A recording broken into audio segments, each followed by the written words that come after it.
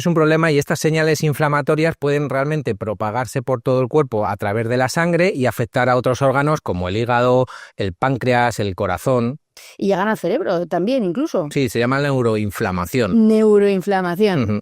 Y esto no aparece porque de repente un día tu cerebro se inflame, sino que de otro lado del cuerpo. Por eso también se llama inflamación crónica, que se mantiene en el tiempo, y entonces eso lo que hace es que va a ir produciendo diferentes citoquinas proinflamatorias, que entre ellas puede estar pues el TNF-alfa. ¿Qué? TNF-alfa. TNF-alfa. Que es el factor de necrosis tumoral. Alfa, que suena, ojo, chungo, factor de necrosis tumoral. Pero que en el fondo también intenta eliminar esa parte del tumor también, o sea, decir que puede ser buena, lo explicaremos luego. Pero ese TNF-alfa y la interleuquina 6 realmente puede interferir a acciones, por ejemplo, de la insulina, ¿no? Y entonces eso lo que hace es generar más resistencia y puede producir otros problemas metabólicos como la diabetes tipo 2. O sea, lo que tú estás diciendo es que el TNF-alfa, que yo lo he simbolizado con esta bolita negra porque es como así negro oscuro. El tumoral, ¿no? Eso es. Necrosis. Tumor, necrosis. En realidad, él llega, bueno, para intentar gestionar esa inflamación, pero como hay mucho, eso acaba produciendo un daño mayor. Siempre que haya valores muy elevados va a haber un problema. Entonces, realmente el TNF-alfa es una citoquina proinflamatoria que se produce en los macrófagos, en los adipocitos o en otras células, y cuando se eleva mucho produce inflamación o incluso daño tisular, que se llama.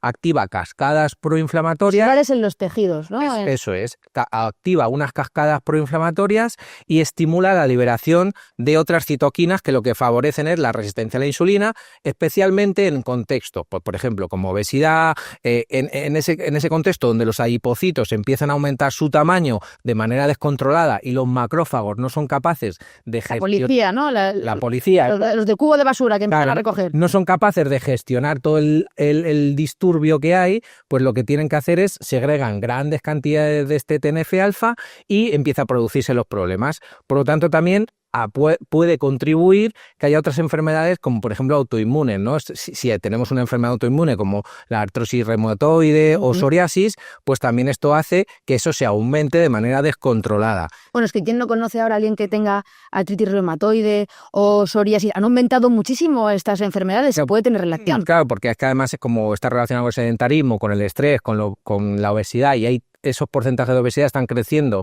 de manera alarmante, pues se están produciendo también otro tipo de enfermedades autoinmunes producidas por esta inflamación.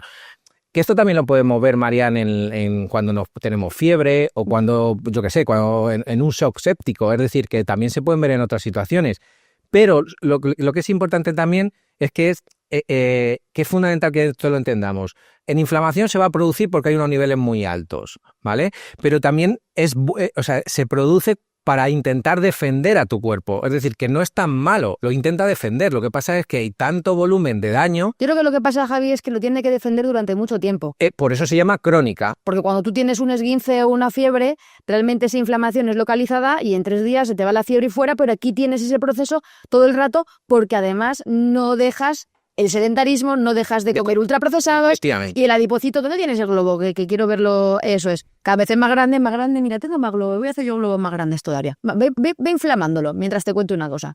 Porque además de estos procesos inflamatorios que nos cuenta Javi del TNS este maravilloso, lo que ocurre, que ya lo hemos adelantado, es que cuando hay muchos adipocitos que están en la misma zona, que se empiezan a apretujar debajo del tejido adiposo unos con otros y encima son grandes y ya no caben más, lo que ocurre es que como tú sigues comiendo, tienes más energía que no puedes almacenar, esos adipocitos se van depositando en el páncreas, se van depositando en el hígado graso, se van depositando, bueno, pues en las arterias también, y ahí aparece, bueno, incluso en el músculo, infiltración, que de hecho, en el episodio 7 hablaremos de la grasa infiltrada en el músculo también y de cómo detectarla. Entonces, hay mucha gente que ha preguntado por esto, por la resistencia a la insulina. Pregunta, ¿resistencia a la insulina? ¿Será por culpa de la inflamación? ¿Seré diabética?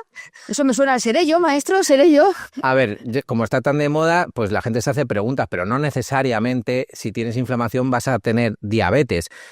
A ver, la inflamación crónica es un detonante muy importante para que con el paso del tiempo te pueden aparecer problemas metabólicos, entre ellos la diabetes.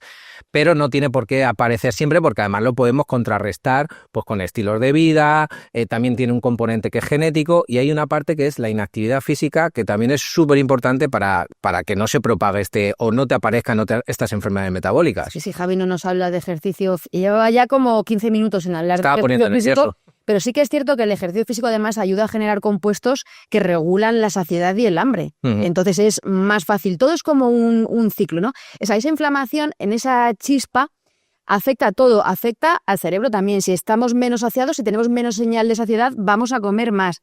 Y si comemos más, pues tenemos más adipocitos y más estrés. Al final es como echar esa gasolina. Y ahora es cuando mucha gente se estará preguntando, bueno, os estáis contando aquí todo un rollo de fisiología, el adipocito, Javi se ha venido arriba, por no decir otra cosa, con el TNF, le hemos dejado que lo cuente a él como le gusta, pero la gente lo que quiere saber es lo que nos ha chivado Susi, que es lo que quiere saber la gente. ¿Cómo sabemos si estamos inflamados? ¿Qué sientes? Es que hay mucha confusión, Javi. Hinchazón, la gente confunde hinchazón. Entonces, luego vamos a hablar de titulares de esto. Pero hay que dejar claro, una cosa es tener gases y estar hinchado y otra cosa es todo esto que me he contado, ¿no? Claro. Al final, bueno, una inflamación aguda puede ser porque tengas fiebre, o de repente has estado haciendo un deporte y te has hecho un esguince, o te has cortado, te has hecho un corte. Ahí se va a producir una inflamación aguda que el cuerpo va a ser capaz de resolverlo. El problema es cuando esta inflamación se cronifica en el tiempo. Entonces esto puede ser que tú no veas los síntomas.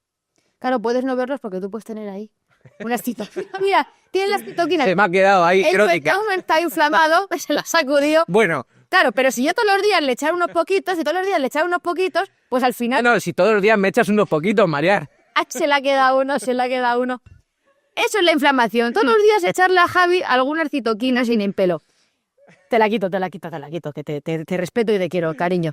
La realidad es que estas citoquinas que se generan en ese adipocito inflamado, en ese globo que veíamos antes, pueden viajar por el cuerpo. Y es verdad que puede haber algunos síntomas, por ejemplo, si se te quedan muchas citoquinas inflamatorias en el cerebro, puedes acabar sintiendo lo que siente mucha gente, fatiga. Incluso está relacionado con la depresión. Sí. Pero no necesariamente por tener inflamación vamos a tener depresión o vamos a tener fatiga. También hay gente que esas citoquinas se le pueden venir aquí, mira, aquí a la microbiota. Claro. Y entonces altera las bacterias buenas. De hecho, eso es que no se puede saber hacia dónde va a ir dirigido, ¿no? Entonces, para saberlo, pues nosotros posiblemente podemos tener, o para saber si el cuerpo está inflamado, podemos hacer analíticas, ¿vale? Es decir, los profesionales, si valoran en el contexto que tú puedes tener una inflamación, pues te vas a un profesional, dices, y te hace una analítica.